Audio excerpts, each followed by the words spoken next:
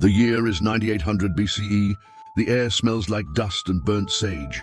I'm crouched beside the shallow river, cupping water to my lips. My feet ache from walking. For days we've followed the herds north, but the deer are scarce now. Even the birds seem thinner. My father says the cold seasons are shorter, the land hotter.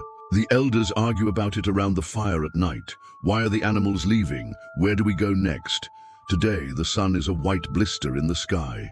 My little sister Leela tugs my arm, pointing to a slope where the earth cracks like old pottery. "Look," she says.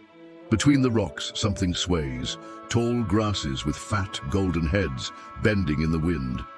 We've seen these before, but never so many. Mother calls them teff, useless, she says, except to feed goats. But this time Mother doesn't shoo us away. She kneels, snaps a stalk, and rubs the grains between her palms. Her eyes widen. "They're sweet," she whispers. We gather armfuls, crushing the stalks on flat stones until our hands stick with juice. The elders frown. "This is children's work," my uncle scoffs. But when the sun sets, even he licks the sticky paste from his fingers. That night the clan debates. The herds are gone. The river is shrinking. My father throws a bone into the fire. "We stay," he says. "We try." Staying feels wrong. For moons, we've wandered, sleeping under stars, following the rains. Now we hack at the dirt with sticks, scattering seeds we don't eat. Lila dances behind me, tossing grains like they're pebbles.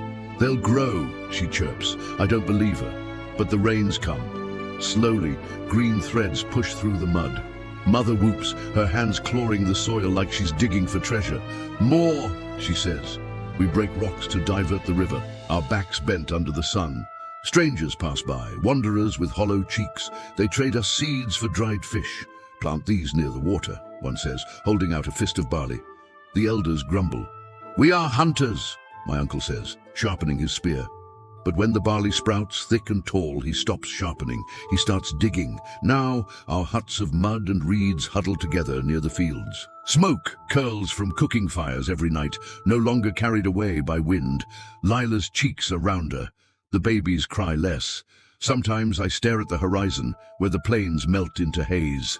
I miss the smell of wet grass at dawn, the thrill of spotting a herd. But then Lila grabs my hand, her palm rough from harvesting, and shouts, "Race you to the wheat!" The grains glow like tiny suns in her hair, and I think maybe this is our new hunting ground. Not chasing, but waiting. Not taking, but growing.